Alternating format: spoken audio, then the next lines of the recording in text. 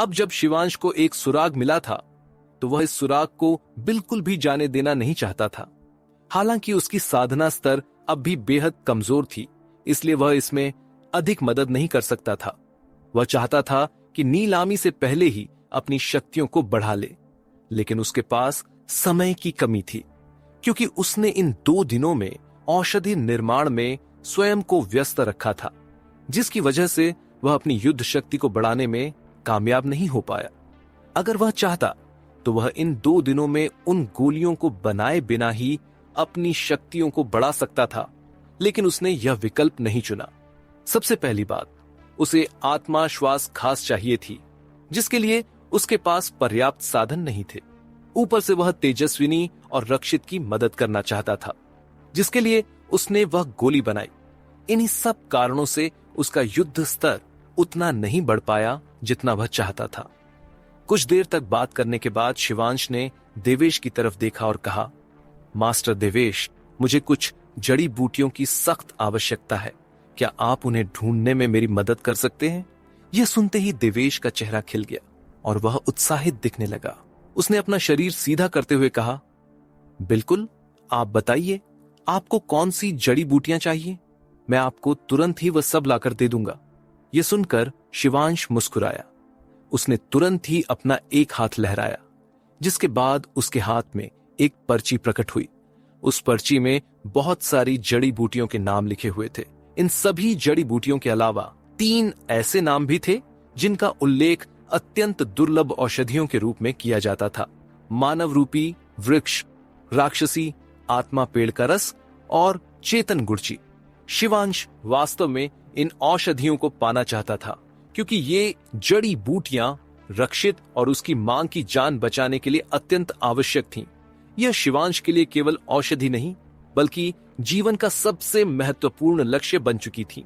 जब देवेश ने इन सभी जड़ी बूटियों के नाम पढ़े तो वह अवाक रह गया। वहां प्रमुख जड़ी बूटियों को छोड़कर कम से कम 51 ऐसी दुर्लभ जड़ी बूटियां थीं जिनकी आवश्यकता शिवांश को थी। शिवांश अच्छी तरह से जानता था कि उसकी शक्तियां हाल ही में बेहद तेजी से बढ़ी हैं और अब शिवांश एक बार फिर अपनी शक्ति बढ़ाने वाला है। इससे उसकी आंतरिक नींव को नुकसान पहुंचने का खतरा था, इसलिए शिवांश नींव स्थिरण गोली बनाना चाहता था। यह एक खास तरह की औषधि थी जो पृथ्वी स्तर से नीचे के योद्धाओं के लिए या उन लोगों के लिए होती थी जो पृथ्वी स्तर पर पहुंचने की कोशिश कर रहे होते हैं, ताकि उनकी ऊर्जा स्थिर रह सके। शिवांश इन जड़ी बूटियों को किसी भी तरह प्राप्त करना चाहता था, लेकिन उसे भलीभांति पता था कि यह आसान नहीं होगा। रेड ड्रैगन नीलामी घर से बेहतर और कोई रास्ता उसे नहीं दिखा जहां से वह इन दुर्लभ जड़ी बूटियों को प्राप्त कर सके। इसलिए शिवांश ने तुरंत ही देवेश के सामने यह प्रस्ताव रख दिया। इसे देखकर देवेश मुस्कुराया, फिर हल्की कड़वाहट से बोला, भाई शिवांश, आपने जिन जड़ी बूटियों के नाम बताए हैं उनमें से ज्यादातर तो हमारे पास मिल जाएंगी, लेकिन कुछ ऐसी भी हैं जिनका नाम मैंने अब तक सुना भी नहीं।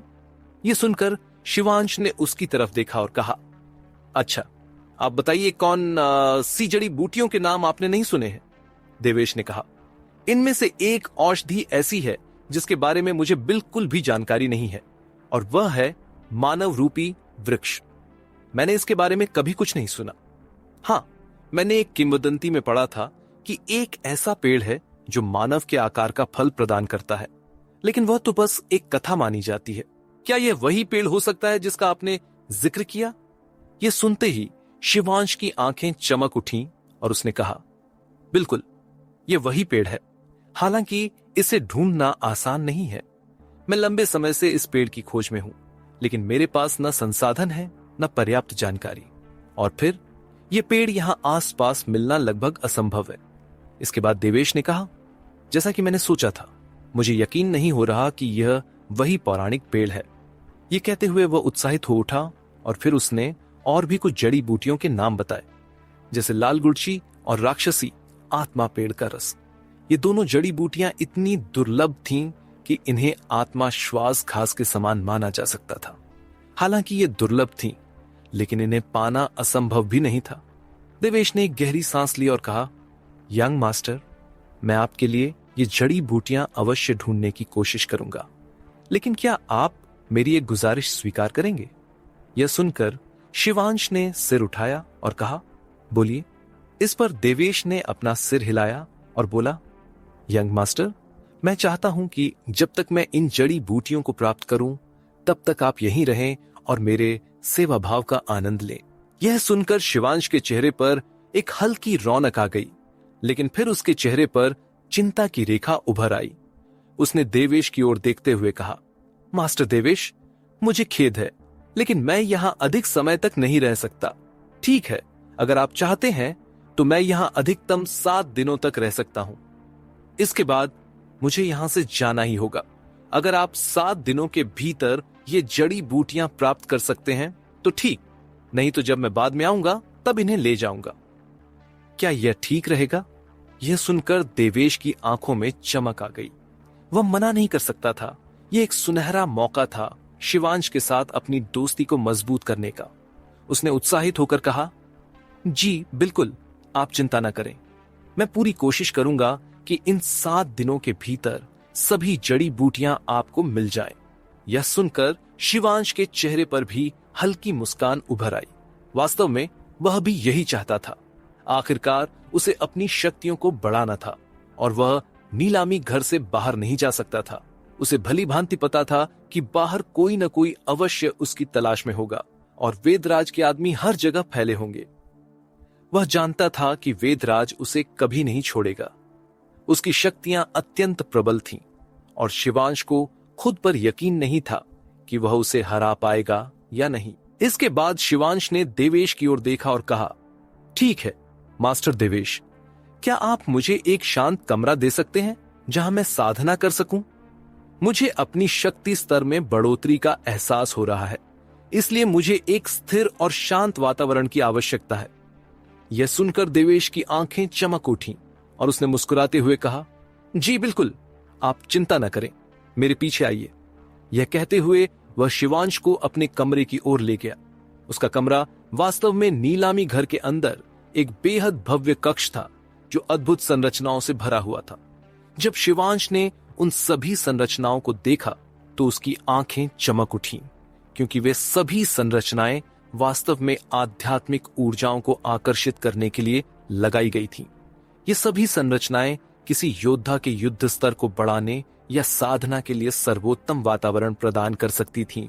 शिवांश मुस्कुराया और देवेश को सम्मान देते हुए बोला, मास्टर देवेश, आपका बहुत बहुत धन्यवाद। अब मैं यहां पर साधना करूंगा। यह सुनकर देवेश ने सिर हिलाया और कहा, जी बिल्कुल, आप निश्चिंत होकर साधना करें। औषधियों की चिंता न करें, मैं उन्हें जल्द से जल्द आपके पास पहुंचाने की पूरी कोशिश करूंगा। इतना कहकर वह वहां से चला गया। इधर शिवांश ने एक गहरी सांस ली। इसके बाद वह उस कक्ष में बैठ गया और चारों तरफ नजर दौड़ाई। उसने अपना हाथ लहराया और एक रहस्यमयी मुद्रा धारण की। तुरंत ही उसके हाथ से एक अजीबोगरीब ऊर्जा निकली जो चारों ओर फैलकर पूरे कमरे को घेरने लगी। यह एक रक्षा कवच की तरह कार्य कर रही थी। साथ ही यह किसी के आने पर शिवांश को तुरंत सचेत भी कर सकती थी। इसके बाद शिवांश ने गहरी सांस ली और फिर अपना हाथ लहराया, जिसके साथ ही वह वहां से गायब हो गया। अगले ही पल शिवांश अपने लघु ब्रह्मांड में प्रवेश कर चुका था। लघु ब्रह्मांड की ऊर्जा किसी भी अन्य स्थान की तुलना में कहीं अधिक समृद्ध थी, इसलिए शिवांश ने इसे अपने साधना स्थल के रूप में चुना था। उसने तुरंत ही अपना हाथ लहराया और उसके सामने लगभग 10 से अधिक तीसरे और चौथे स्तर के युद्ध हथियारों का अंबार प्रकट हो गया। वास्तव में शिवांश ने ये सभी हथियार उन कातिलों को परास्त करने के बाद प्राप्त किए थे। इनमें से 3 हथियार चौथे स्तर के थे, जबकि बाकी सभी तीसरे स्तर के। इसके बाद शिवांश ने अपनी आंखें बंद की और उसके शरीर के चारों ओर एक बैंगनी ऊर्जा का प्रवाह शुरू हो गया जो गड़गड़ाहट से भरी हुई थी। उसी क्षण शिवांश के सिर के ऊपर एक बैंगनी ड्रैगन की परछाई प्रकट हुई। वह ड्रैगन तेज दहाड़ के साथ अपना मुंह खोला और उन सभी युद्ध हथियारों को निगलने लगा। शिवांश का ड्रैगन